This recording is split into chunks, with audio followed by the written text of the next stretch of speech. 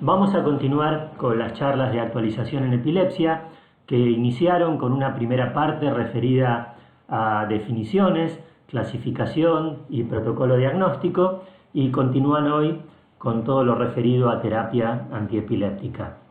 Vale la pena recordar que los lineamientos del tratamiento anticonvulsivante, así como también las directrices para comunicar los hallazgos de las investigaciones en terapia antiepiléptica, están plasmadas en 2 documentos de los 7 que elaboró el Grupo de Trabajo Internacional en Epilepsia Veterinaria y a los que ustedes tienen acceso libre y gratuito, tanto en idioma inglés como en idioma español. A lo largo de esta charla vamos a ir resaltando a cada momento que uno de los aspectos fundamentales de la terapia antiepiléptica es la comunicación con el propietario. Y uno de los primeros conceptos que se le debe transmitir es por qué hacemos terapia anticonvulsivante. El objetivo de la terapia con fármacos antiepilépticos consiste en lograr un equilibrio entre la capacidad de los fármacos de suprimir por completo las crisis epilépticas con lograr una buena calidad de vida del paciente. Pero también le tenemos que transmitir que en los perros es muy poco probable la remisión completa de las crisis, es decir, es muy poco probable que el animal se cure. Entonces, ¿cuál es el objetivo de la terapia antiepiléptica?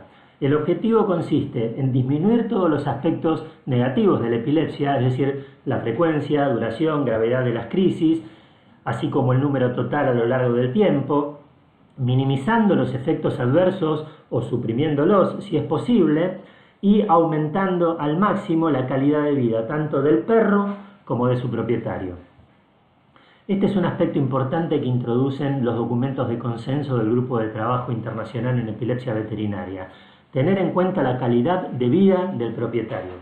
Ustedes me dirán, bueno, a nosotros como veterinarios no nos importa demasiado la calidad de vida del propietario, lo que nos importa es la calidad de vida del perro.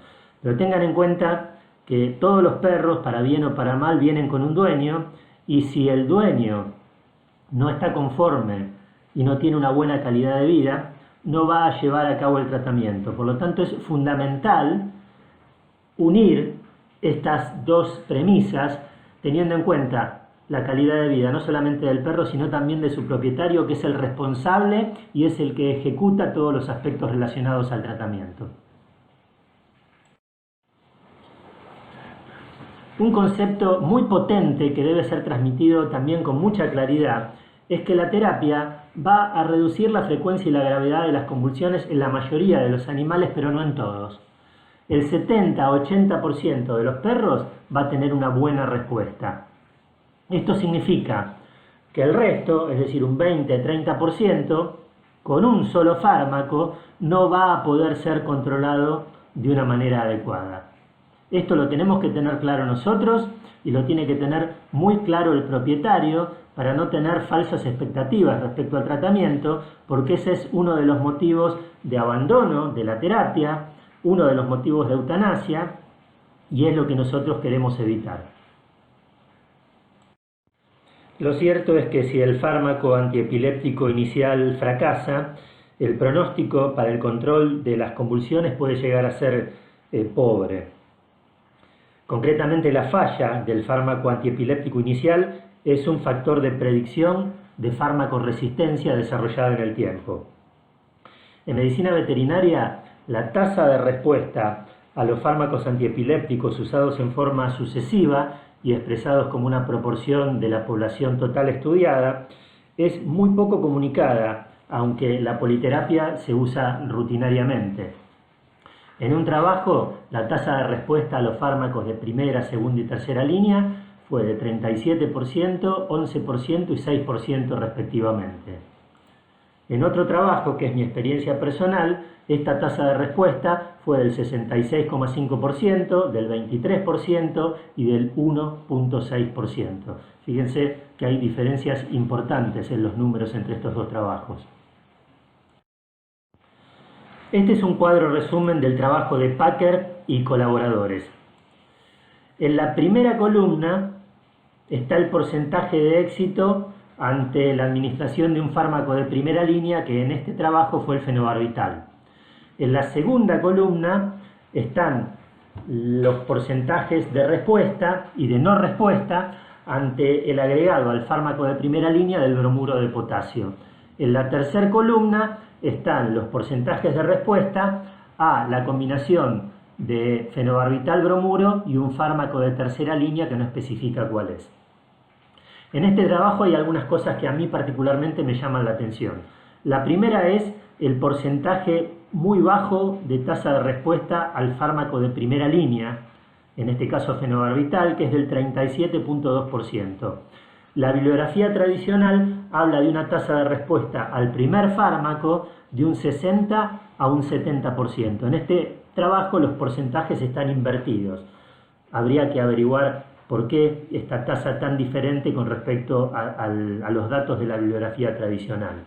Otra cosa que me llama mucho la atención es la cantidad de perros en los que no se adicionó un fármaco de segunda línea ante el fracaso del fármaco de primera línea, y la cantidad de perros a los que no se les agregó un fármaco de tercera línea ante el fracaso del fenobarbital y del bromuro de potasio.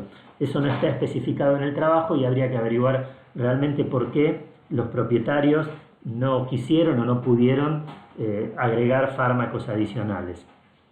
Una cosa que hay que tener en cuenta en este trabajo es que este N21 está mal escrito en el original y que en realidad el N de este grupo responsivo al fármaco de tercera línea es de 12. Si ustedes hacen las cuentas teniendo en cuenta este número de N12, les van a dar correctamente. Este es el cuadro resumen de mi experiencia personal con el tratamiento antiepiléptico. En esta primera columna observamos los porcentajes de respuesta a los animales tratados con un fármaco de primera línea, que fue en la mayoría de los casos fenobarbital, pero de acuerdo a las características clínicas de cada paciente o a la presencia de efectos adversos, también empleamos bromuro de potasio o gabapentin. En la segunda columna se observa la tasa de respuesta de los animales a los que se le administró un fármaco de segunda línea, que también fue fenobarbital, bromuro o gabapentin. ¿Cómo es esto? Los animales que estaban recibiendo fenobarbital como fármaco de primera línea y que fracasaron en la respuesta, se les administró bromuro o gabapentin. A los animales que estaban tomando bromuro de potasio como fármaco de primera línea, se les agregó gabapentin o fenobarbital. Y a los que recibían gabapentin como fármaco de primera línea y fracasaron en el tratamiento, se les administró fenobarbital o bromuro de potasio. En la tercera columna se observan los animales que fracasaron con fármacos de primera y segunda línea y se les administró un fármaco antiepiléptico de tercera línea, que en la mayoría de los casos fue sonizamida, pero también utilizamos levetiracetam o pregabalina. Estos números que ven acá arriba es la tasa de respuesta global, medida como los animales que respondieron bien, medidos contra la totalidad de la población estudiada. Estos porcentajes que ustedes ven aquí son la cantidad de animales responsivos sobre la cantidad de animales que recibieron fármacos de tercera línea, que recibieron fármacos de segunda línea o que recibieron fármacos de primera línea. En la primera columna, la totalidad de la población. La cantidad de animales sin seguimiento, el porcentaje es similar al trabajo de Packer y colaboradores. Pero fíjense que en este caso no hubo propietarios que no aceptaran administrar fármacos de segunda o de tercera línea. Bien, como hemos visto, la tasa de respuesta a los fármacos es variable y lograr el objetivo primario, que es la remisión de la epilepsia a partir de la administración de fármacos antiepilépticos, es bastante dificultoso. Y este objetivo, aunque más no sea por unos pocos años, solamente fue comunicado en menos de la cuarta parte de los perros con epilepsia idiopática. Por lo tanto, cuando iniciamos una terapia antiepiléptica, hay que plantearle al dueño que es mucho más realista plantearse un objetivo secundario, que es el éxito terapéutico parcial. ¿Y cuándo nosotros decimos que nuestro tratamiento está teniendo éxito? cuando logramos reducir la frecuencia y la severidad de las crisis y prevenimos la aparición de crisis seriadas o de estatus epiléptico. ¿Cuál es la reducción de la frecuencia aceptable que nosotros consideramos que es un parámetro como para decir que nuestro tratamiento está teniendo éxito? Cuando nuestro paciente tiene una convulsión cada más de 3 meses. Esto es muy importante comunicárselo al dueño. Entonces vamos a reiterarlo. Cuando nosotros consideramos que nuestro tratamiento está teniendo éxito, cuando reducimos la frecuencia de las crisis, cuando reducimos la severidad de las crisis y cuando prevenimos la aparición de crisis seriadas o de estatus epiléptico. ¿Y cuál es la reducción de la frecuencia aceptable? Una convulsión cada más de 3 meses. Ahora bien, ¿cuándo empezamos a tratar a un paciente epiléptico? El momento de iniciar el tratamiento antiguamente era una cuestión más o menos subjetiva y quedaba librado al leal saber y entender de cada veterinario.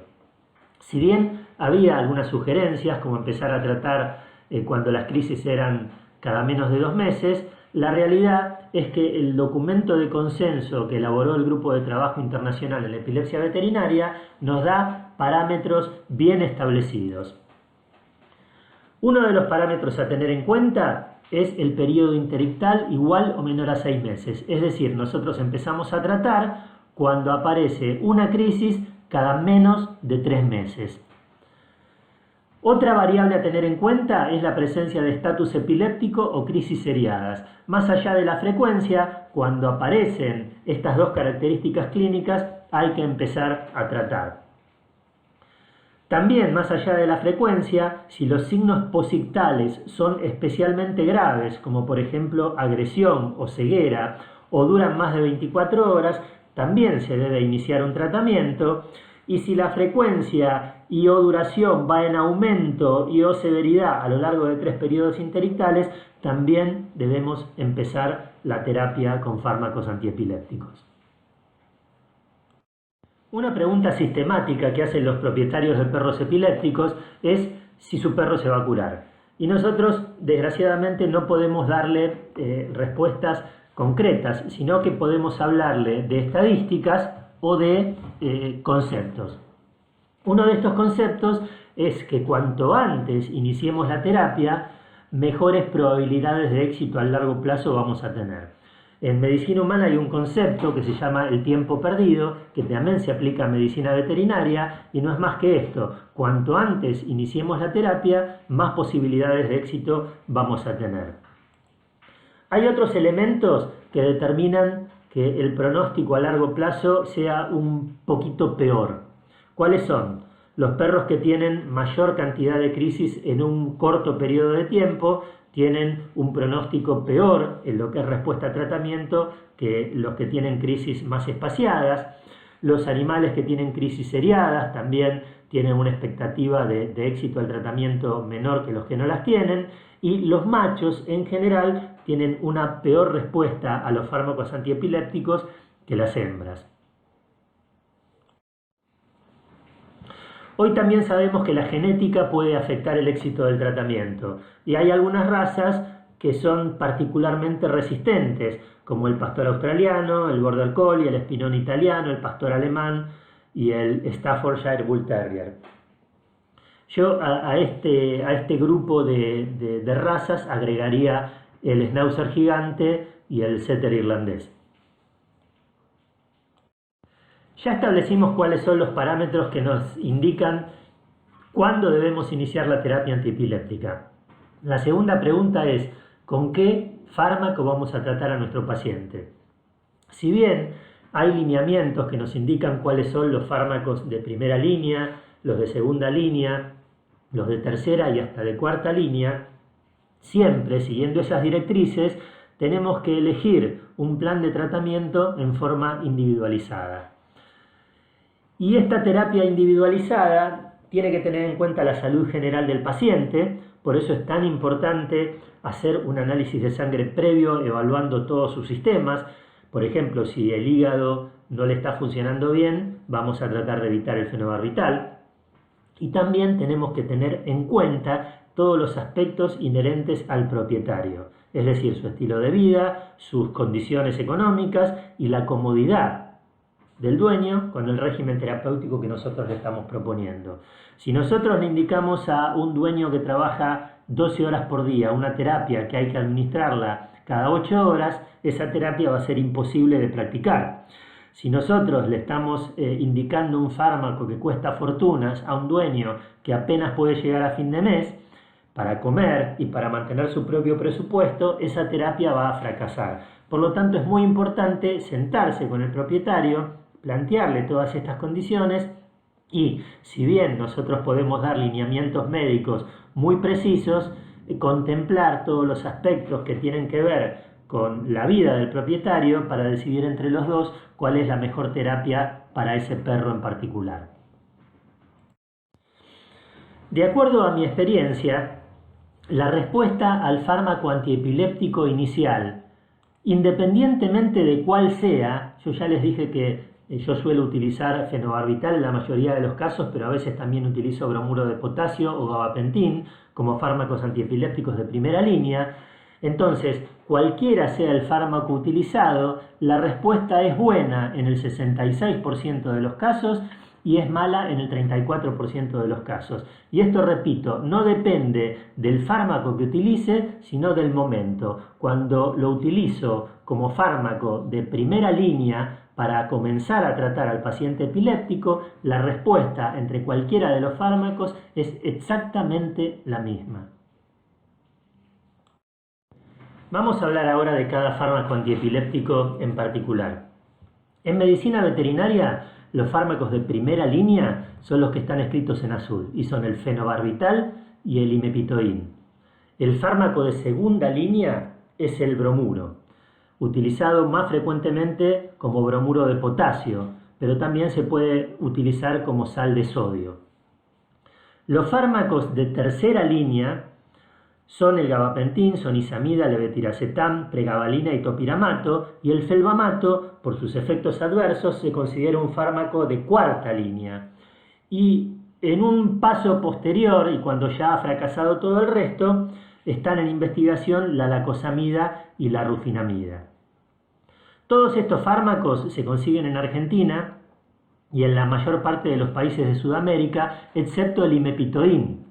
El imepitoin es un fármaco que se comercializa exclusivamente en Europa y que inicialmente Boehringer lo desarrolló para su uso en medicina humana, pero en las pruebas de laboratorio se vio que era muy efectivo en perros y por lo tanto se derivó su comercialización hacia el mercado veterinario. Pero es una droga que en la actualidad se consigue exclusivamente en Europa y por lo tanto no tenemos disponibilidad en Sudamérica ni tampoco en Norteamérica. El resto lo podemos conseguir en el mercado veterinario o en el mercado de medicina humana. Hay ciertas drogas que no deben utilizarse en medicina veterinaria. Por ejemplo, la fenitoína, la carbamazepina, la oxcarbazepina, el ácido valproico o la etosuximida no se utilizan porque para el caso de las 4 primeras, su vida media es muy corta y la inducción enzimática del hígado es muy potente, por lo tanto su utilización al corto plazo se hace insostenible por las dosis altísimas que hay que dar. En el caso de la etosuximida, en la actualidad se está estudiando su uso en medicina veterinaria porque en un perro se describió un cuadro en donde se caracterizaba clínicamente por crisis de ausencias y la etosuximida está indicada particularmente para esas crisis. Hay otras drogas que están absolutamente contraindicadas. La lamotrigina, porque tiene un metabolito intermedio en el perro que es cardiotóxico y puede provocar muerte súbita, y la vigabatrina, porque puede provocar ceguera. El fenobarbital es la droga de primera elección en perros y gatos y se ha demostrado que es eficaz para disminuir la frecuencia de las crisis en la mayoría de los perros, siempre y cuando se encuentre en concentraciones séricas en un rango de 25 a 35 miligramos por litro. Esto es interesante tenerlo en cuenta porque cuando los laboratorios nos entregan los resultados de los dosajes, nos dan un rango mucho más amplio, de 15 a 45. Nosotros sabemos que la ventana es más estrecha, con menos de 25 microgramos por litro en sangre, los niveles son subterapéuticos, y con más de 35 miligramos por litro en sangre puede ser potencialmente hepatotóxico. Hay muy buena evidencia global en la literatura veterinaria para recomendar el uso del fenobarbital como monoterapia, y inclusive los trabajos lo muestran como mucho más eficaz que las sales de bromuro. Las características del fenobarbital las tenemos que conocer y manejar muy bien, sobre todo teniendo en cuenta que el tratamiento va a ser muy largo y posiblemente dure toda la vida de nuestro paciente.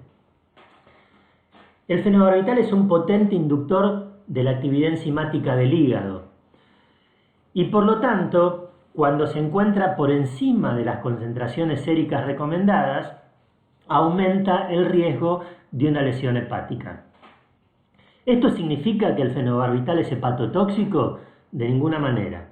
Dentro de las concentraciones séricas recomendadas, lo único que va a hacer el fenobarbital, como lo hacen la mayoría de los medicamentos que se metabolizan en el hígado, es aumentar la actividad metabólica del hígado. La única diferencia del fenobarbital con otros medicamentos es que el tratamiento es crónico. Por lo tanto, cuando nosotros hagamos controles de la función hepática, vamos a encontrar las transaminasas aumentadas, la fosfatasa alcalina sérica aumentada, y eso no tiene que asustarnos, y mucho menos al propietario, porque eso es un indicio de la actividad metabólica acelerada del hígado, y no de que el hígado esté sufriendo un proceso tóxico. La hepatotoxicidad es posible únicamente cuando los niveles séricos se elevan por encima de lo recomendado. De allí la importancia de realizar mediciones de las concentraciones séricas del fenobarbital en forma periódica. Ahora bien, teniendo en cuenta esto, el fenobarbital está absolutamente contraindicado en animales con daño hepático. Es por eso que es tan importante, antes de iniciar un tratamiento, realizar un análisis de sangre completo, no solamente como protocolo diagnóstico, sino también para saber en qué estado se encuentran los sistemas de nuestro paciente y poder elegir la medicación más adecuada.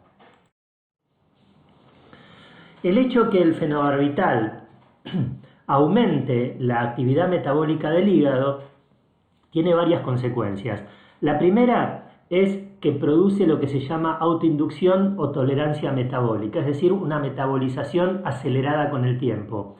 Esto determina que si nosotros a nuestro paciente le administramos fenobarbital por vía oral en forma permanente a la misma dosis, la actividad enzimática acelerada determina que sus niveles séricos vayan disminuyendo en el tiempo, ¿sí? Por lo tanto, esto puede redundar en fracaso terapéutico sencillamente porque los niveles al inicio del tratamiento no van a ser los mismos después de 6 meses si la dosis es la misma. Esto también se aplica para compuestos endógenos como las hormonas tiroideas. Lo que tenemos que tener en cuenta es que el animal medicado con fenobarbital puede sufrir un descenso de sus hormonas tiroideas, y eso no significa que sea un hipotiroideo real, sino que es consecuencia del fenobarbital. Por lo tanto, siempre es bueno, antes de empezar el tratamiento, dentro de los análisis de sangre que nosotros pedimos, realizar un perfil tiroideo.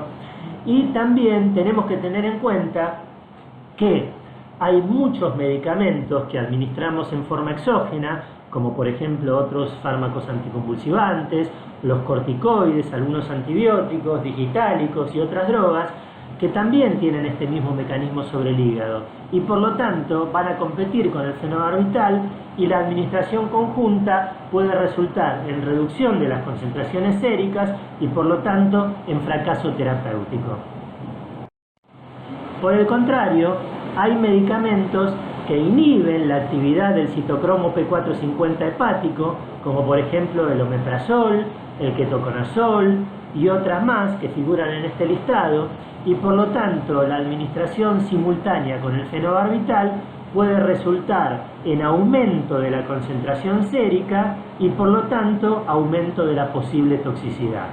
Entonces, tener en cuenta que prácticamente todas las drogas que nosotros administremos, que se metabolicen en el hígado, van a interactuar de una forma u otra con el fenobarbital, resultando en una disminución de sus niveles séricos o en un aumento de sus niveles séricos, y esto definitivamente va a influir en el tratamiento, porque en el primer caso puede promover la aparición de convulsiones y en el segundo caso puede promover el aumento de los efectos adversos, como por ejemplo sedación o toxicidad hepática. Hay ciertos efectos adversos que son comunes a todos los pacientes a los que administramos fenobarbital y que se dan en mayor o en menor medida y que son dependientes de las dosis. Sedación, ataxia, estos dos signos clínicos los vamos a ver especialmente al principio del tratamiento o con los cambios de dosis, y generalmente duran una semana, 10 días, y con el correr del tiempo, a medida que el hígado va aumentando su metabolismo y va eliminando el fenobarbital, van disminuyendo en intensidad. Lo que permanece a lo largo del todo el tratamiento es la polifagia, la polidipsia y la poliuria. Esto es uno de los factores más molestos en un animal tratado con el fenobarbital, especialmente la polifagia. Cuando hablamos de polifagia no estamos hablando de un animal que tiene un poco más de apetito, estamos hablando de un animal que se come todo. Y cuando digo todo, me refiero a alimento, pero también a otras cosas, como por ejemplo jabones, servilletas, pañuelos, bombachas. Entonces, los efectos adversos de este tipo son realmente una complicación, y el propietario tiene que estar alertado, porque más allá de que el animal puede ir aumentando de peso a medida que aumenta el tratamiento o a medida que progresa el tratamiento, son relativamente frecuentes las complicaciones, por ejemplo, por cuerpos extraños. Hay otros efectos adversos que son idiosincrásicos y que, si aparecen, son motivo suficiente para suspender de inmediato el tratamiento, como la hepatotoxicidad, las anormalidades hematológicas, la dermatitis necrolítica superficial, algunas disquinesias, o sea, trastornos del movimiento, trastornos de ansiedad e hipoalbuminemia. Este es uno de los efectos adversos que más frecuentemente se ve, aunque es muy raro, y es la dermatitis necrolítica superficial. En estos casos hay que suspender automáticamente el tratamiento, porque de mantenerlo el animal puede ocasionarse lesiones autoinfligidas muy serias. ¿Cuáles son los cambios de laboratorio que nosotros vamos a observar en un tratamiento crónico de fenobarbital? Aumento de las enzimas hepáticas séricas. Las transaminasas pueden aumentar 2 o 3 veces, y eso no significa que el hígado esté intoxicado, sino que es parte de la inducción enzimática del hígado normal para el fenobarbital. La fosfatasa alcalina puede aumentar muchísimo más en proporción que las transaminasas, y eso tampoco es motivo de preocupación. En el caso de que nosotros estemos preocupados por el aumento de las transaminasas y la fosfatasa, hacemos una ecografía abdominal, y si vemos los cambios asociados con la administración crónica de fenobarbital, es decir, aumento del tamaño hepático y un cambio de la textura, nos quedamos tranquilos y sabemos que es fruto de la inducción enzimática. Como concepto, es normal que la fosfatasa aumente mucho más en proporción que las transaminasas. Si esta proporción se invierte, bueno, ahí debemos de preocuparnos. Otros cambios de laboratorio es el aumento del colesterol y de los triglicéridos, y, como dijimos anteriormente, una disminución de la función tiroidea y alteraciones de la función adrenal. Este es un cuadro resumen que muestra la forma de administrar el fenobarbital de acuerdo a las recomendaciones del Grupo de Trabajo Internacional en Epilepsia Veterinaria. Se inicia el tratamiento con fenobarbital a dosis bajas, 2,5 a 3 miligramos kilo, 2 veces al día. Se puede administrar 3 veces al día, pero esa frecuencia no es imprescindible. Teniendo en cuenta el tiempo de acumulación que lleva el fenobarbital en sangre, se miden las concentraciones séricas 14 o 15 días después de iniciado el tratamiento o después de cualquier cambio de dosis. Una vez que obtenemos el resultado, si el control de las crisis es adecuado, es decir, una convulsión cada más de 3 meses, y los niveles séricos de fenobarbital se encuentran entre 25 y 35 miligramos por litro, se hace un monitoreo periódico. Particularmente yo sugiero hacer mediciones de niveles séricos de fenobarbital y hepatogramas por lo menos 2 o 3 veces al año, independientemente de la frecuencia de crisis que tenga el perro, inclusive si el perro está en remisión. Si el control de las convulsiones es inadecuado, es decir, una convulsión cada menos de 3 meses, podemos estar ante 3 situaciones. Que la concentración en suero esté por debajo de los niveles séricos recomendados. En ese caso, aumentamos la dosis de fenobarbital, volvemos a medir en 14 o 15 días y seguimos los pasos que comentamos anteriormente. Si la concentración en suero está dentro de los 30 a los 35 miligramos por litro, no vale la pena insistir con el fenobarbital y por lo tanto iniciamos la terapia con un fármaco de segunda línea, por ejemplo, bromuro de potasio. La tercera situación es que ante un control inadecuado de las convulsiones, la concentración en suero esté por encima del nivel sérico recomendado. En ese caso, reducimos la dosis de fenobarbital y comenzamos la terapia con un fármaco de segunda línea, por ejemplo, bromuro de potasio. Los errores más frecuentes que se cometen con el uso del fenobarbital es no tener en cuenta los periodos de acumulación, ¿sí? Y suponer que si nuestro paciente al cual iniciamos hoy la terapia con fenobarbital tiene convulsiones mañana o pasado, se debe a una subdosificación y aumentar los niveles de fenobarbital aún sin esperar la medición de la concentración sérica. Es importante tener en cuenta estos periodos de acumulación y saber que hay determinados fármacos, como vamos a ver en un rato, que sirven para controlar las convulsiones en forma instantánea y que el fenobarbital es una apuesta al mediano plazo. El otro error que se comete habitualmente es utilizar politerapia aun cuando el fenobarbital está en dosis subterapéuticas. Siempre tenemos que tratar de manejarnos con politerapia, porque es mucho más sencillo para nosotros y es mucho más sencillo para el propietario. La politerapia está indicada únicamente cuando se ha demostrado refractariedad a las medicaciones. La mayoría de los perros requieren niveles séricos de fenobarbital entre 25 y 30 para un muy buen control de las crisis.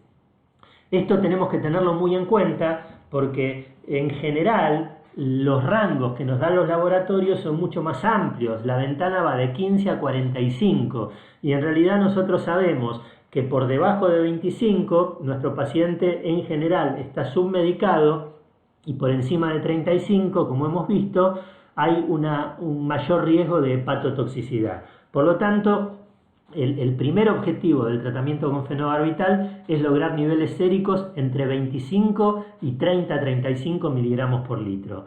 Si la dosis estuviera por debajo o por encima de estos niveles séricos, recalculamos teniendo en cuenta esta fórmula que no es más que una regla de 3. ¿Sí? La nueva dosis diaria total de fenobarbital expresada en miligramos resulta de dividir la concentración deseada de fenobarbital en suero sobre la concentración real de fenobarbital en suero y multiplicarla por la dosis diaria total real de fenobarbital también en miligramos. Hay ciertos casos en los que no podemos darnos el lujo de esperar los tiempos de acumulación del fenobarbital y debemos aplicar una dosis de carga, es decir, dar una dosis alta en corto tiempo. Hay varias formas recomendadas por el Grupo de Trabajo Internacional en Epilepsia Veterinaria. Una de ellas es administrar 15 a 20 miligramos kilo por vía intravenosa, intramuscular o por vía oral, en varias dosis de 3,5 miligramos kilo durante 1 o 2 días. Otra forma es aplicar por vía endovenosa una dosis de 10 a 12 miligramos kilo, seguida de 2 bolos de 4 a 6 miligramos kilo en intervalos de 20 minutos. Y yo particularmente utilizo una fórmula que consiste en multiplicar la concentración sérica deseada, por ejemplo 30 miligramos por litro, por el volumen de distribución de la droga, que resulta de multiplicar el peso del animal por 0,8. Eso nos da la dosis total que debemos administrar en miligramos totales. En relación al bromuro, debemos decir que en Comunidad Económica Europea fue aprobado para el tratamiento complementario en perros con epilepsia solamente cuando son resistentes a los fármacos de primera línea. Y ya hemos visto que los fármacos de primera línea son el fenobarbital y el imepitoín. El bromuro tiene menos eficacia y más efectos adversos que el fenobarbital cuando se utiliza como fármaco de primera línea. ¿Cuándo lo utilizamos como fármaco de primera línea? Por ejemplo, cuando nuestro paciente tiene problemas hepáticos. El fenobarbital y el bromuro son la combinación más potente que se conoce en medicina veterinaria en la actualidad, porque tienen un efecto sinérgico y se complementan muy bien para mejorar el control de los individuos que están mal controlados exclusivamente con fenobarbital. El bromuro tiene características muy particulares, como por ejemplo su vida media de eliminación muy larga, entre 25 y 45 días en los perros, lo que determina que sea un fármaco que se puede administrar una vez por día. Otra característica es que sus tiempos de acumulación son muy largos y desde que se empieza a administrar, si se da a una dosis de mantenimiento, pueden pasar muchos meses, entre 3 a 6 meses, antes de lograr una concentración sérica adecuada. Por lo tanto, si nosotros tenemos un paciente con convulsiones muy seguidas, bueno, vamos a tener que tomar otra estrategia distinta en la administración de bromuro en vez de dar dosis de mantenimiento. Una de las grandes bondades del bromuro, tanto de potasio como de sodio, es que no se metaboliza en el hígado y por lo tanto es una excelente alternativa para los perros que tienen disfunción hepática. Su eliminación se produce por orina en forma inalterada, es decir, este fármaco no tiene ningún metabolito intermedio, no tiene metabolismo en ningún órgano. Por lo tanto, la única manifestación de toxicidad va a ser la sedación y la ataxia, pero no puede dañar ningún órgano porque no se metaboliza en ninguno de ellos. Es cierto que cuando hay un animal con un problema renal, este animal puede disminuir la eliminación de bromuro y por lo tanto hay que manejarse con dosis más bajas, pero no es que el bromuro produce daño renal, porque no tiene metabolismo en ningún órgano. Es importante saber que se reabsorbe por los túbulos renales compitiendo con el cloruro, por lo tanto los cambios de dieta, especialmente las dietas que tienen mucho cloruro de sodio, afectan las concentraciones séricas de bromuro. Cuando nosotros pedimos un ionograma, tenemos que tener en cuenta que las determinaciones de laboratorio no distinguen entre cloruro y bromuro y por lo tanto las concentraciones séricas de cloruro suelen estar falsamente elevadas, lo que se denomina pseudo-hipercloremia. En el caso de que nuestro animal esté muy deprimido o en el caso que tengamos que hacer algún tratamiento por otra enfermedad, tenemos que tener en cuenta que los diuréticos de asa, como la furosemida, aumentan la eliminación de bromuro por los túbulos renales. ¿Cuáles son los efectos adversos del bromuro? Básicamente los mismos que los del fenobarbital: sedación, ataxia, debilidad de los miembros pelvianos, polidipsia, poliuria, polifagia y aumento de peso. Esto significa que si nosotros tenemos un paciente medicado con fenobarbital y tiene todos estos efectos, probablemente se amplifiquen con la administración de bromuro de potasio o bromuro de sodio. Otros efectos adversos menos probables son cambios de comportamientos, agresividad, irritabilidad, hiperactividad, tos, riesgo aumentado de pancreatitis y agrandamiento del esófago. Por lo tanto, cualquiera de estos signos que aparezca en nuestro paciente medicado con bromuro determina que se suspenda automáticamente el tratamiento. Este es un cuadro resumen de cómo se utiliza el bromuro combinado con el fenobarbital. Si en un animal medicado con fenobarbital tenemos un control inadecuado de las crisis a pesar de una concentración sérica óptima, vamos a ver qué pasa con la frecuencia de las crisis. Si la frecuencia de las crisis no es demasiado importante, nosotros podemos iniciar la dosis de mantenimiento con bromuro a 30 miligramos kilo día, administrado en una sola toma, generalmente por la noche, porque a la noche duerme el perro generalmente y los efectos adversos se atenúan, o en 2 tomas iguales o inclusive desiguales. Si la frecuencia de las crisis es una cada menos de 2 semanas, optamos por hacer una dosis de carga antes de comenzar la dosis de mantenimiento. Hay 2 esquemas recomendados para la dosis de carga. Uno es muy agresivo y requiere la hospitalización del animal. Consiste en dar una dosis altísima, 625 miligramos kilo, dividido en 8 dosis o más durante 2 días. Los efectos adversos son muy importantes y por lo tanto se sugiere hospitalizar al animal cuando se aplica este esquema.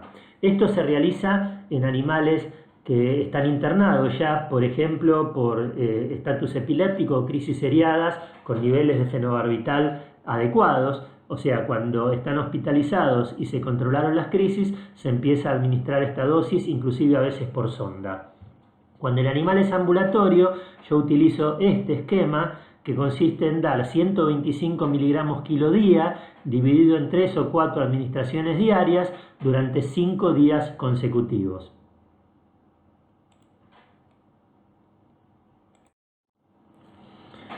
Una vez iniciada la dosis de mantenimiento, es decir, si las crisis son suficientemente espaciadas y podemos iniciar la dosis de mantenimiento, medimos la concentración sérica de bromuro después de 3 meses de iniciado el tratamiento. Si nosotros aplicamos la dosis de carga, reducimos los tiempos de concentración o los tiempos de acumulación a 1 mes y después de este tiempo realizamos la medición de la concentración sérica. Una vez que medimos la concentración sérica del bromuro, si el control de las crisis es adecuado y las concentraciones de bromuro en suero están por debajo de 2000 miligramos por litro, bueno, mantenemos esta dosis y hacemos los controles periódicos correspondientes. Si las crisis están controladas en forma inadecuada y el nivel del fármaco está por debajo de 2000, aumentamos la dosis según la fórmula que vamos a ver en un rato. Y si el nivel de fármaco en suero está en 2000, bueno, ahí estamos en problemas. Lo que tenemos que tener presente es que estos niveles séricos, en el caso del bromuro, son orientativos. Ya dijimos que el bromuro no es una droga que provoca toxicidad en los órganos porque no se metaboliza ni en el hígado ni en el riñón y se excreta inalterado por orina. Por lo tanto, la toxicidad va a depender fundamentalmente de cómo tolere el animal los efectos adversos. Si el animal tiene muy buena tolerancia, yo particularmente tengo pacientes que tienen niveles séricos de 4000. Si con esos niveles séricos logro un buen control de las convulsiones y el animal tolera bien los efectos adversos y no tiene ningún efecto de idiosincrasia, mantengo esas dosis a pesar de las concentraciones séricas que se van por el rango establecido. De manera que no hay que tenerle miedo al bromuro. Para el ajuste de dosis también aplicamos una regla de 3 simple que varía de acuerdo a si aplicamos el bromuro en politerapia, como dice la fórmula B, o en monoterapia, como dice la fórmula C.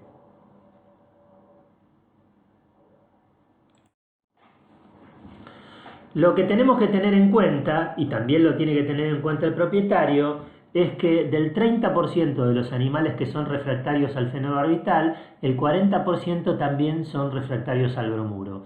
Por eso, el hecho de agregar medicaciones no nos garantiza que tengamos éxito en la respuesta al tratamiento.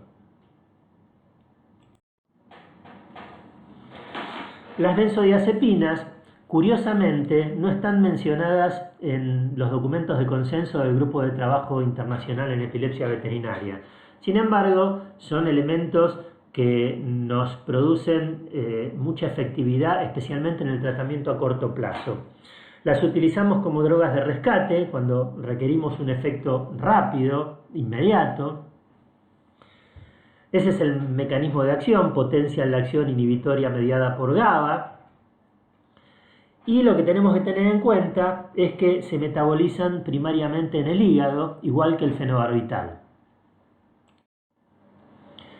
El problema de las benzodiazepinas en los perros es que la vida media es muy corta y desarrollan tolerancia funcional. Por lo tanto, eso limita su utilización en los perros, repito, en el tratamiento a largo plazo. Y las utilizamos solamente en terapia de pulsos.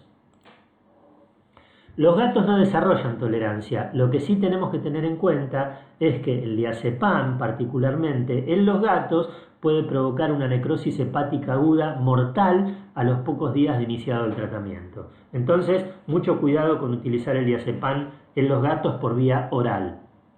En los perros, repito, utilizamos las benzodiazepinas como drogas de rescate en tratamiento de pulsos y su utilización por varios meses seguidos determina tolerancia funcional, que es cruzada para todas las benzodiazepinas. Es decir, no nos sirve utilizar diazepam 3 meses, después cambiar a clonazepam, después cambiar al prazolam, porque la tolerancia que producen es cruzada para todas las benzodiazepinas.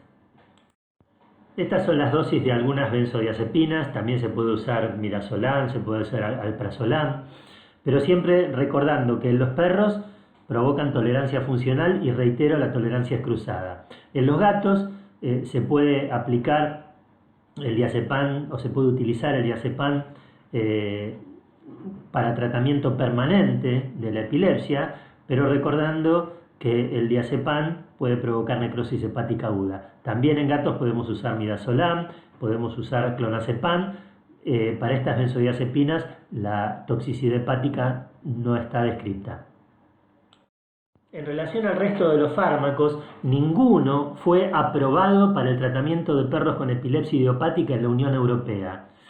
Y solamente se pueden utilizar si fracasó el tratamiento aprobado con fármacos de primera línea, es decir, fenobarbital o imepitoína, y con el agregado de fármacos de segunda línea, como el bromuro de potasio, en el caso de que haya resistencia a los fármacos de primera línea.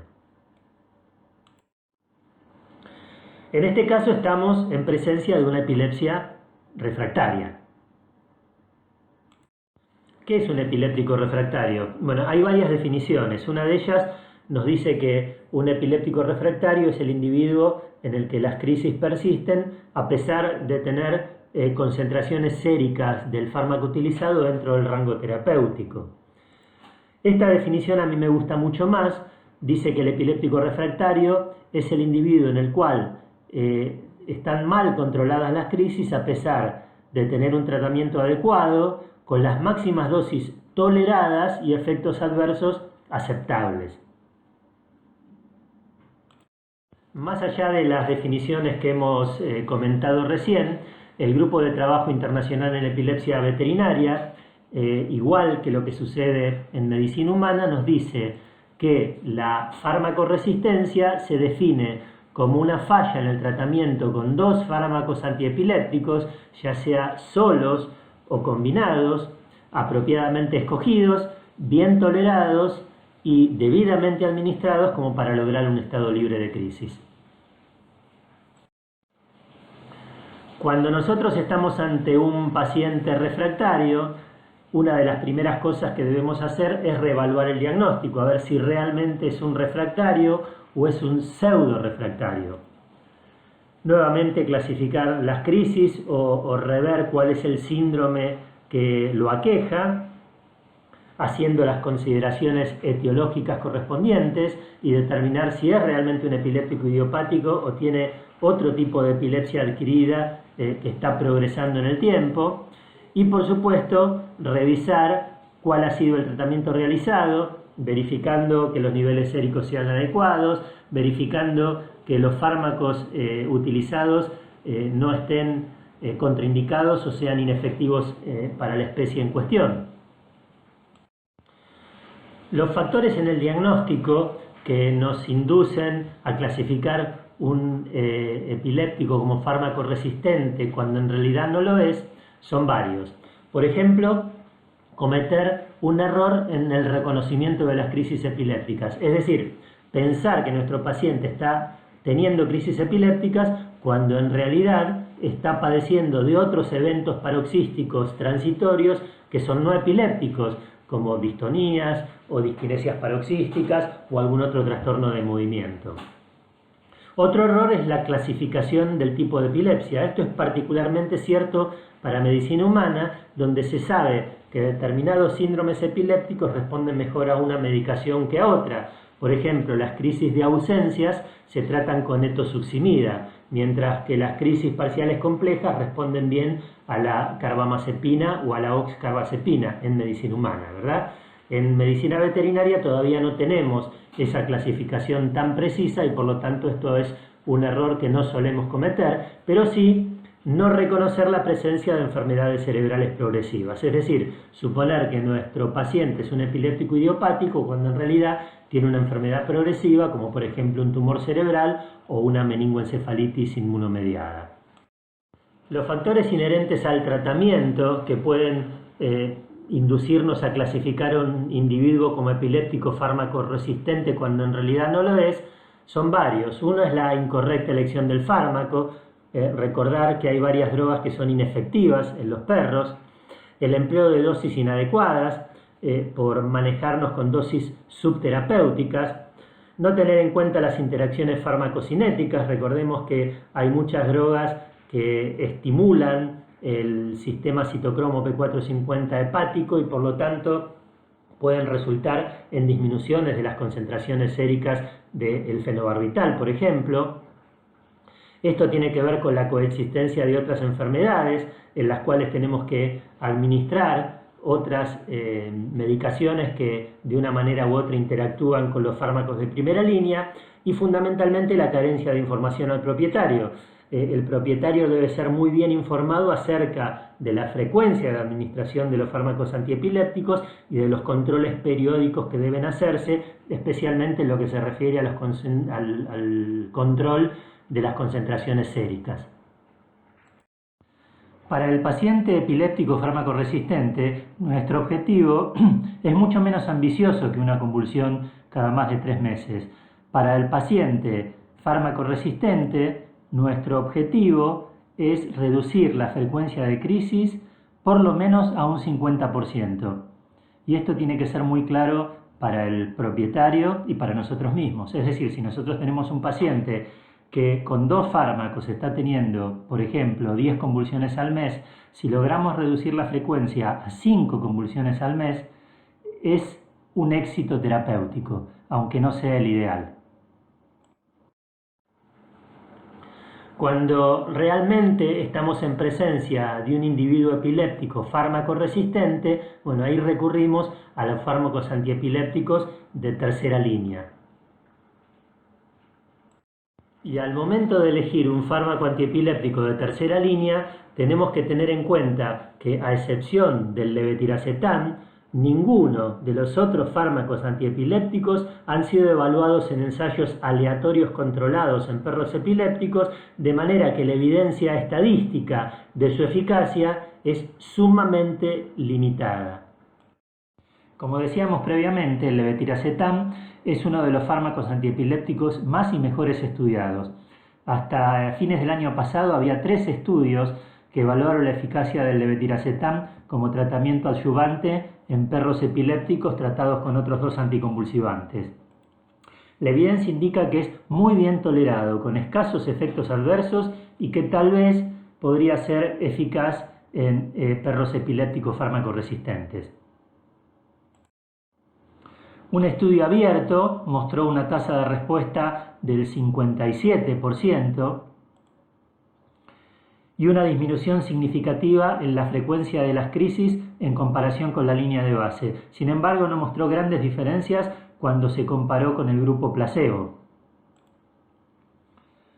Este estudio tiene algunas objeciones desde el punto de vista del diseño, por ejemplo, una divergencia en el tamaño del grupo y un pequeño tamaño de muestra por la deserción de los animales participantes en este trabajo, pero mostró una evidencia que realmente es muy bien tolerado y que tiene una supresión estadísticamente significativa de las crisis. Este fármaco, como tiene una acumulación rápida, podría utilizarse, igual que las benzodiazepinas, en tratamiento de pulsos. La excreción del fármaco se produce principalmente por vía renal en forma inalterada y la dosis de mantenimiento recomendada por vía oral es de 20 miligramos kilo administrado 3 o 4 veces al día. Este fármaco, igual que muchos otros, provoca tolerancia funcional en el uso crónico. Es lo que vulgarmente denominamos como efecto luna de miel, es decir, al principio las cosas funcionan fantástico, pero con el tiempo la relación entre el fármaco y la epilepsia se empieza a deteriorar. ¿Cómo evitar la tolerancia funcional? Bueno, con un tratamiento de pulsos. Este tratamiento de pulsos consiste en administrar una dosis alta, 60 miligramos por kilo, después de una crisis, seguido de 20 miligramos kilo 3 veces al día, hasta que las crisis hayan desaparecido durante al menos 48 horas. El levetiracetam tiene muy pocos efectos adversos, en algunos perros da una leve sedación, ataxia, disminución del apetito y vómitos, pero esto es muy raro verlo y el rango terapéutico realmente es muy alto. No hay información disponible en los perros, pero en los humanos la concentración sérica está descrita en un rango de 12 a 46 microgramos por litro. Un dato a tener en cuenta con el levetiracetam es que cuando se administra en forma conjunta con el fenobarbital o con cualquier otro fármaco inductor enzimático del hígado, su farmacocinética se ve alterada y por lo tanto aumenta su eliminación. La resultante es que tenemos que aumentar la dosis o acortar la frecuencia. Con respecto a la sonisamida, actualmente no hay evidencias suficientes como para recomendar su uso como monoterapia o como fármaco complementario en los perros. Este fármaco tiene un proceso de metabolismo hepático muy semejante al fenobarbital, es decir, se metaboliza a través del sistema citocromo P450 hepático y termina excretándose por los riñones. Sus efectos adversos consisten en sedación, vómitos, ataxia y también pérdida del apetito. Y hay riesgo de hepatotoxicidad por una reacción de idiosincrasia y también de problemas renales por acidosis tubular renal. Por lo tanto, los controles hepatorrenales con este fármaco tienen que ser sistemáticos y periódicos. La dosis por vía oral recomendada en los perros es 5 miligramos kilo si se administra en forma de monoterapia y 10 miligramos kilo siempre cada 12 horas en aquellos perros en los cuales se administran fármacos inductores enzimáticos hepáticos como por ejemplo el fenobarbital. La concentración sérica es de 10 a 40 miligramos por litro. Con respecto al felbamato, igual que con todos los otros fármacos de tercera línea, no existen pruebas suficientes para recomendar su uso. Con el agregado que el felbamato, particularmente por su posible toxicidad, es un fármaco de cuarta o quinta línea. Se metaboliza fundamentalmente en el hígado y puede producir como efectos adversos anorexia, pérdida de peso, vómitos, dolor de cabeza, irritabilidad y algunos efectos adversos pueden ser fatales como la anemia aplásica y la hepatotoxicidad. La dosis inicial recomendada en perros es de 20 miligramos kilo cada 8 horas, aumentando a 400 a 600 miligramos por día, repartido en 3 tomas, cada 1 o 2 semanas. Es muy inductor enzimático, por lo tanto eleva los niveles séricos de fenobarbital y la eliminación del felbamato se reduce, es decir, se acumula más en sangre si se trata conjuntamente con gabapentin. El topiramato, nuevamente, no hay pruebas suficientes como para recomendar su uso como fármaco antiepiléptico complementario. En los perros se elimina prácticamente inalterado por la orina con una presencia de excreción biliar en pequeño porcentaje. La dosis es de 2 a 10 miligramos kilo, administrado 2 o 3 veces al día. y como efectos adversos más comunes provoca sedación, ataxia y pérdida de peso. El gabapentina o gabapentina tampoco hay pruebas suficientes para recomendarla como fármaco antiepiléptico complementario. En los perros la excreción renal se produce después de un metabolismo hepático parcial y la vida media de eliminación es muy corta, por eso hay que darlo cada 6 o cada 8 horas. La dosis es de 10 a 20 miligramos kilo al menos 3 veces al día, pudiendo llegar a aumentarse hasta 30 miligramos kilo. Puede producir sedación y ataxia, especialmente cuando se inicia el tratamiento, por eso se recomienda empezar con las dosis más bajas. La pregabalina, la prima hermana de la gabapentina, igual que la anterior, igual que el resto de los fármacos de tercera línea, no existen pruebas suficientes como para recomendar su uso como fármaco antiepiléptico complementario. La dosis inicial es de 2 miligramos kilo 2 o 3 veces al día, aumentando 1 miligramo kilo en forma semanal hasta alcanzar la dosis máxima, ¿sí? Que son hasta 4 miligramos kilo, para evitar los principales efectos adversos que consisten en sedación y ataxia.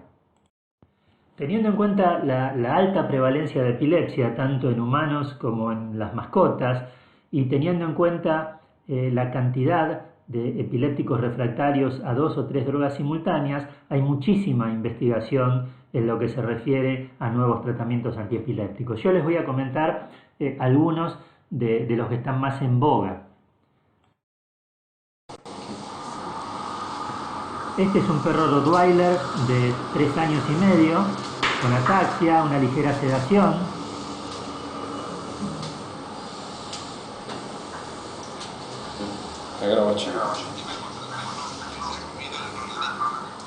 Que se había comido una planta de uno de los fármacos o de una de las sustancias que está más en boga en este momento y que yo me animo a apostar que todos los dueños ya la han probado, o el 90% de los dueños.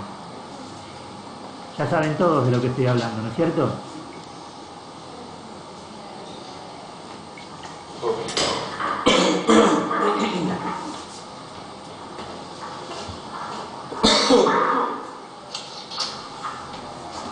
Bueno, esta perra consumía exactamente lo mismo que consumía el dueño.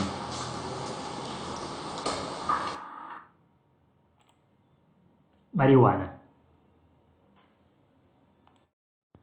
Sin lugar a dudas, en la actualidad el cannabis es una de las sustancias que más expectativas positivas ofrece y produce en la gente en relación al control de las convulsiones o de las crisis epilépticas. Sin embargo, bueno, hay que tomarlo con calma. Hablar de cannabis excede ampliamente los objetivos de esta charla, pero no quería dejar de hacer 2 o 3 comentarios.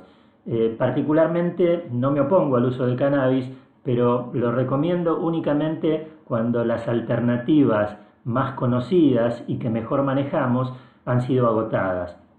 Por varios motivos, desde el origen del cannabis que es imposible de certificar, desde la dosis que nadie sabe realmente cuál es, y desde las interacciones farmacocinéticas con otros fármacos anticonvulsivantes. Si ustedes van a usar cannabis, tengan en cuenta que el cannabis y el fenobarbital no se llevan y la administración de cannabis simultáneamente con fenobarbital aumenta considerablemente los niveles séricos de esta última droga y por lo tanto aumenta considerablemente los efectos adversos, llevando a una posible hepatotoxicidad. Con respecto a la efectividad del cannabis, hay muy pocos trabajos realmente bien diseñados hechos y todos los resultados que se comentan son absolutamente empíricos. Este es el único trabajo que yo conozco en donde se utilizó un grupo control y un grupo placebo. El grupo placebo estaba formado por animales que recibían fenobarbital y bromuro de potasio y el grupo control se les administró cannabidiol. Y los resultados nos muestran que si bien en el grupo control, es decir, el tratado con cannabidiol, hubo una reducción significativa de la frecuencia de convulsiones, la verdad es que la proporción de responsivos, es decir, la cantidad de animales que tuvieron una disminución de convulsiones igual o superior al 50%, fue similar entre ambos grupos. Este trabajo deja algunos interrogantes, pero es el único trabajo serio con un sustento estadístico importante que yo conozco.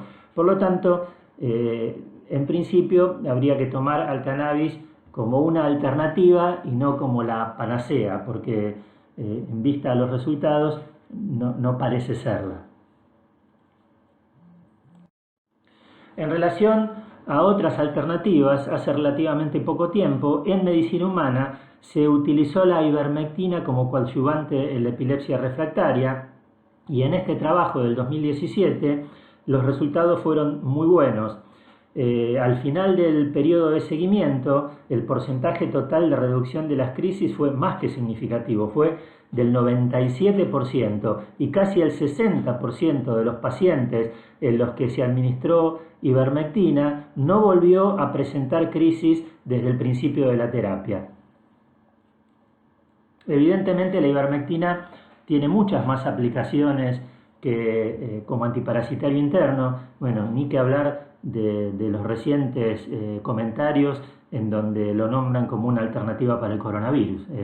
Eso está en veremos, pero lo concreto es que en epilepsia puede llegar a ser una alternativa interesante. En modelos animales, la ivermectina ha demostrado tener diferentes mecanismos de acción como antiepiléptico a nivel del GABA, agonizándolo, estimulando su liberación presináptica y potenciando su unión con los receptores. Además, también modula la respuesta inmune, y ya sabemos que en epilepsia hay una respuesta inflamatoria muy importante por alteración de la integridad de la barrera hematoencefálica, pero posiblemente el mecanismo más importante de acción de la ivermectina como adyuvante en el tratamiento de la epilepsia es la reversión a la resistencia de la glucoproteína P asociada a fármacos.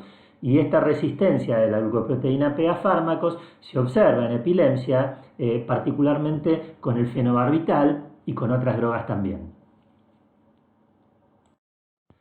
Nuestro grupo de trabajo hizo un ensayo preliminar para probar la eficacia de la ivermectina como adyuvante del tratamiento en perros epilépticos fármacoresistentes. Fue un grupo de 9 animales, de los cuales quedaron 6, 3 fueron excluidos por efectos adversos, ataxia en uno y gastroenteritis en los otros 2.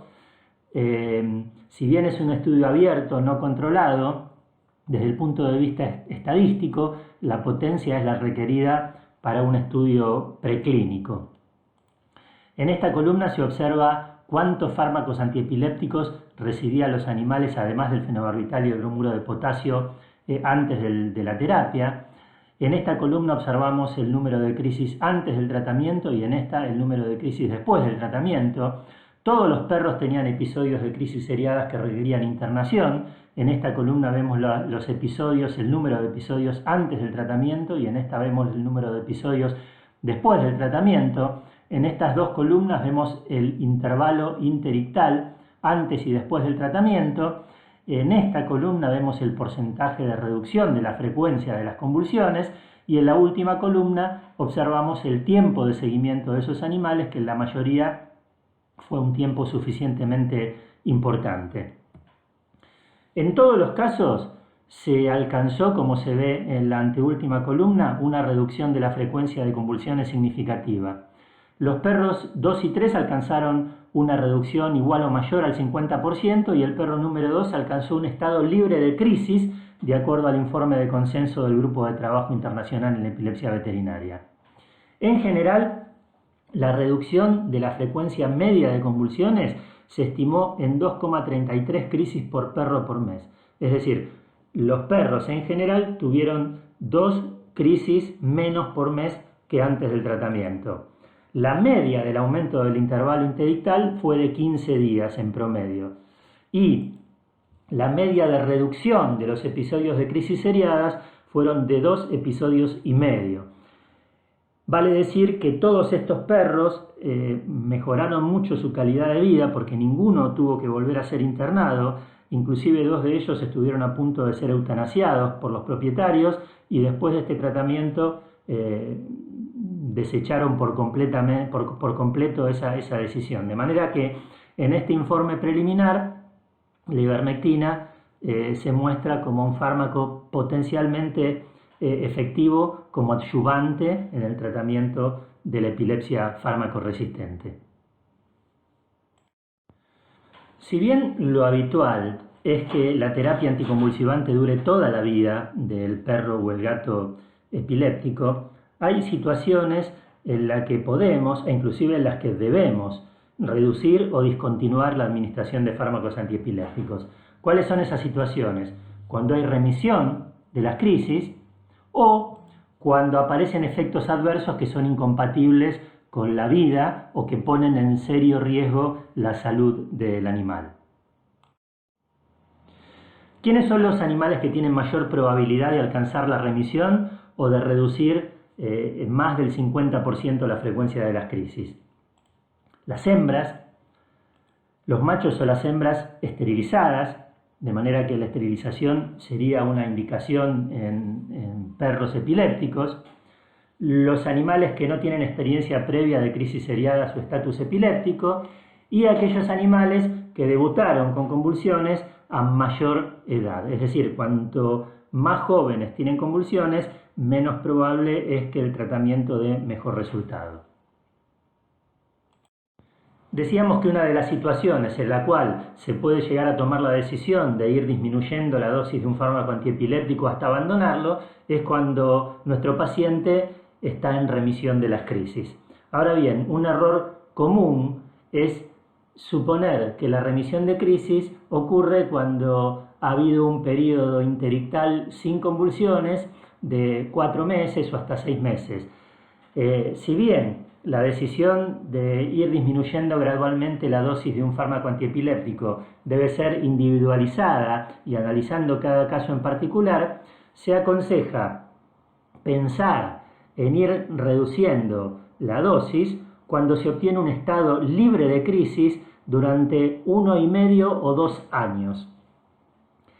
Y el retiro debe ser gradual. Se recomienda disminuir la dosis en un 20% o menos de forma mensual, de manera que uno abandona la medicación en un lapso de 5 a 6 meses. Entonces, ¿es posible abandonar la medicación? Sí, pero no hay que apurarse en esa decisión. Teniendo en cuenta la vida promedio de un animal, cuando se encuentra sin convulsiones 1 año y medio, 2 años, podemos ir retirando lentamente, ¿sí? Y abandonar la medicación en el término de 5 a 6 meses. Con este esquema, aproximadamente 1 de 4 logran curarse, entre comillas. En la actualidad se habla de remisión de la enfermedad. Hay situaciones en las que no tenemos otra alternativa que suspender inmediatamente la administración del fármaco antiepiléptico. ¿Cuáles son esas situaciones? Cuando se producen efectos adversos potencialmente mortales, como por ejemplo en el caso del fenobarbital, cuando está por encima del rango terapéutico, ¿sí? Y observamos un hígado pequeño y fibrótico, que es la consecuencia de la hepatotoxicidad del fenobarbital, o cuando hay reacciones de idiosincrasia que son incompatibles con la vida o con una buena calidad de vida, o cuando aparecen ciertas enfermedades concomitantes que determinan que el órgano afectado no esté en condiciones de metabolizar el fármaco. Por ejemplo, si un animal medicado con fenobarbital se le descubre una neoplasia hepática, lo que conviene es cambiar el fármaco antiepiléptico. Entonces, suspendemos inmediatamente y en forma simultánea hacemos una dosis de carga con un fármaco alternativo, obviamente que tenga otro tipo de metabolismo. Si nosotros tenemos un trastorno hepático en un animal medicado con fenobarbital, automáticamente suspendemos el fenobarbital y comenzamos con una dosis de carga con bromuro de potasio, por ejemplo.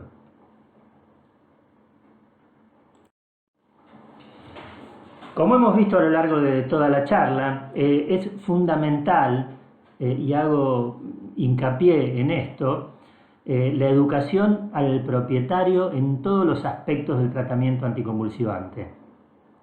Uno tiene que tomarse el tiempo para explicarle al propietario los controles que se deben hacer, los efectos adversos, cuál es la expectativa que tenemos en cuanto al control de crisis, cuándo debemos considerar refractario al paciente.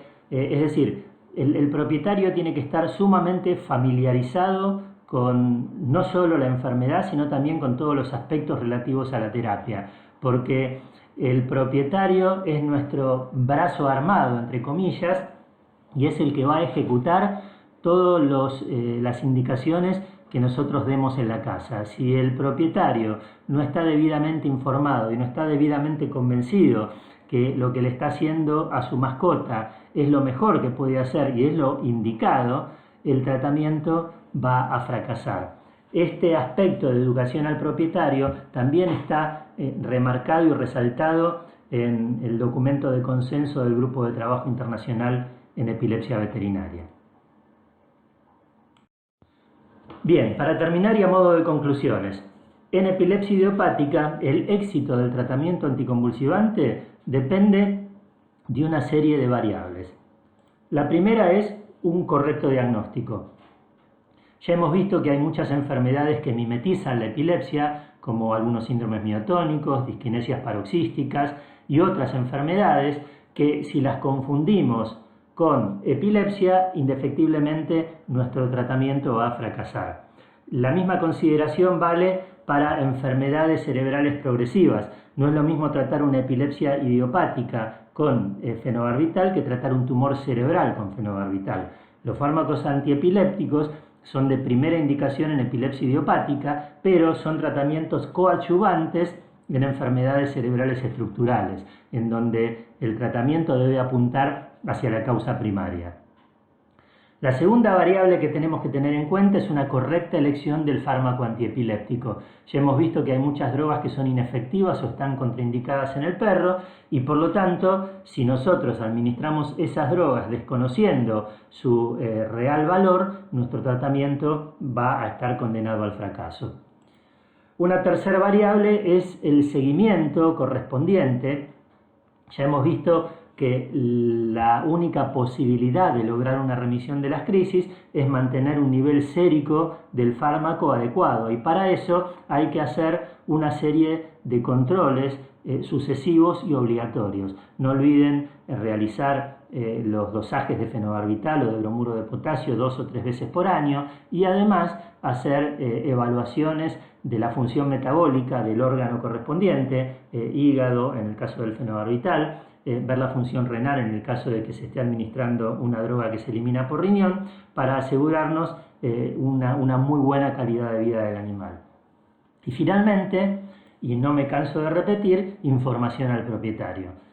No olviden, como decíamos en alguna ocasión, que todos los perros, para mal o para bien, vienen con dueño. El dueño es el que lleva al perro a la consulta, es el que hace los controles, es el que paga la consulta y es el que le da la medicación en la casa. De manera que si nosotros no tenemos convencido al propietario que somos los mejores veterinarios y que el diagnóstico y el tratamiento que le indicamos es el adecuado, nuestro tratamiento indefectiblemente va a fracasar. Teniendo en cuenta estas 4 variables, bueno, lo más probable es que el tratamiento anticonvulsivante tenga el éxito que va a depender obviamente del tipo de paciente con el que estemos lidiando. Muy bien, muchísimas gracias por haber estado del otro lado de la pantalla. Para mí fue un gusto compartir esta charla con ustedes y bueno, no olviden que cualquier duda que tengan pueden escribir a mi mail y con gusto la voy a responder si está a mi alcance. Muchísimas gracias.